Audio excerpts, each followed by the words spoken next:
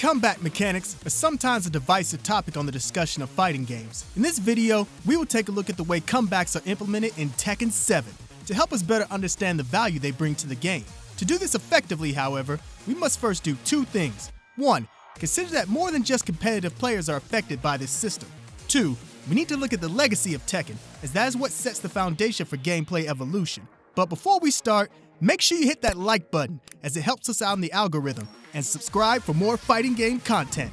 Also, if you want to support us even further, consider joining our Patreon, which will be linked in the description and the first comment pinned to the top. Now back to the video.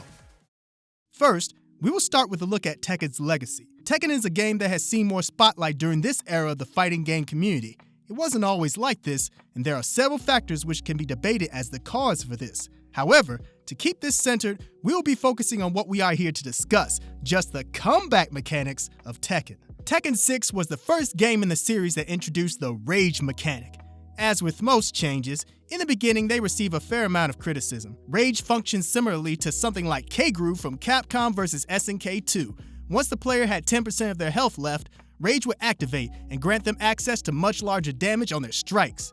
This was later changed to activating at 5%, with the damage boost remaining the same. Then came Tekken Tag Tournament 2, which again featured Rage. This time, Rage was given to the non-active character, and there were multiple ways to get it. The game had an unseen compatibility chart.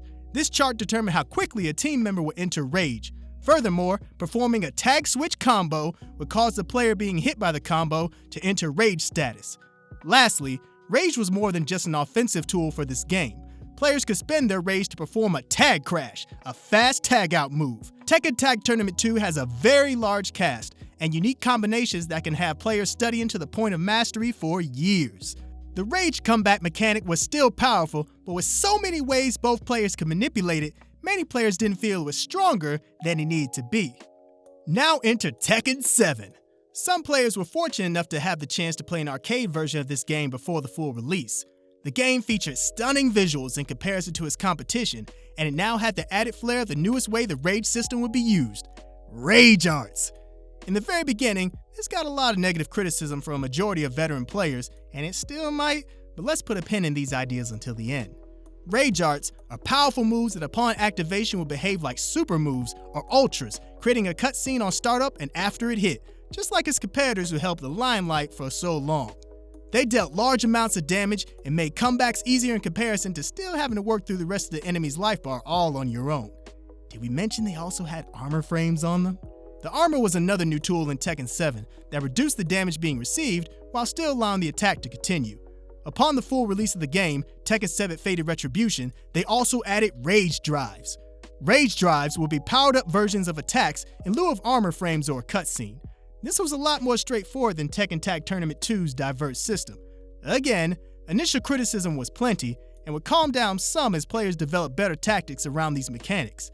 Now that we have looked at the legacy of the Rage system in Tekken up to this point, let's examine our next point. Are comeback mechanics in the game purely for competitive players?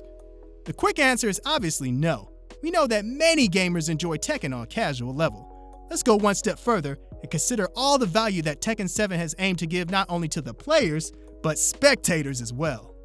As fighting games and esports as a whole have grown in the entertainment field, a key thing to do is to be able to create moments of excitement the viewer can understand. We see this play out with commentators of sports events guiding first-time viewers through the excitement of the event.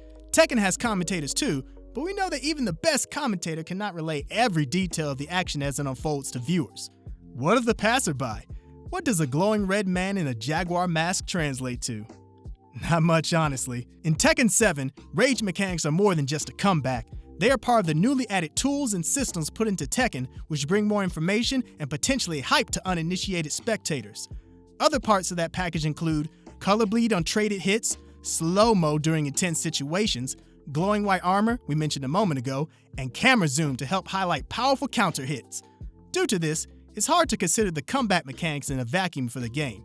Perhaps, one might even go as far to say that perhaps we never should have for any title. Let's get with the final section now. How do players feel about Tekken 7's comeback mechanics? Rage mechanics, with their flashy appearance and large damage output, bring excitement and even perhaps hope to the new players of the game.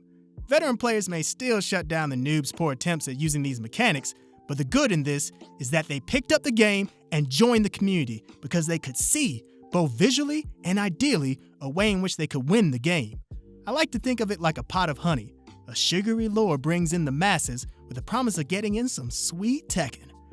Those who have tasted the honey know the bitter truth, however. The rage mechanics are not enough to save you from the sting of defeat.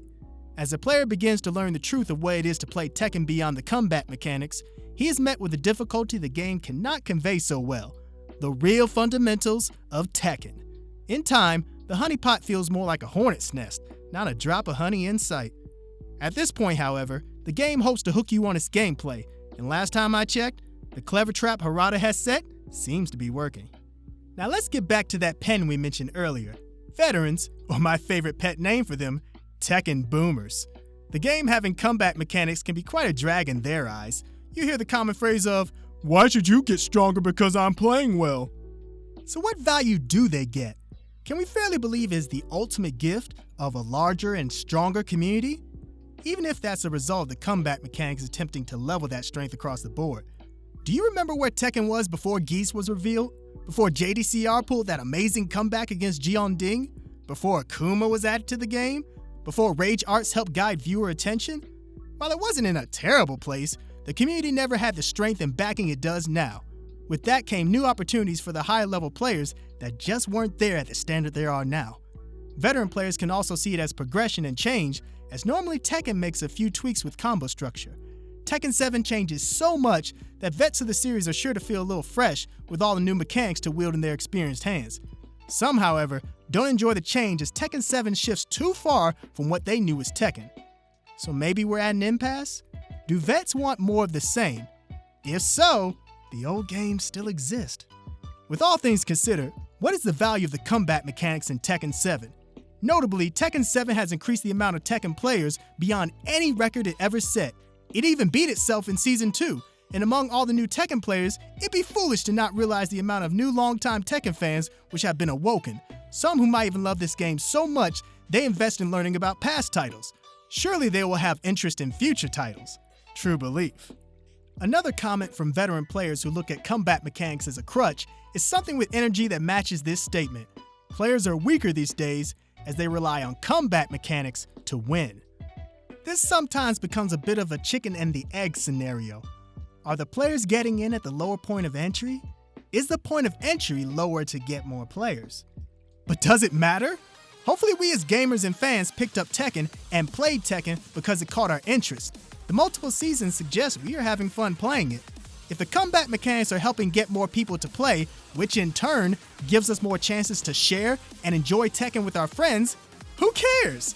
Will some vets not want to keep moving on with the progression of changes the game is seeing? Definitely. The changing of the guard isn't a moment of sadness, it's a process which is inevitable, but at least for Tekken's future, our pool of enlisted forces has grown immensely. In all, combat mechanics are good in Tekken. Perhaps more balancing of them is needed in this game. Or Tekken 8. Special thanks to the writer, Blsphms Blk, for penning this topic. My name is Terance Flowers, and thank you for listening to my narration for this video. Thank you for watching. Make sure to like and subscribe, and we will catch you in the next video. If you're watching Harada and Murray, Tekken Collection?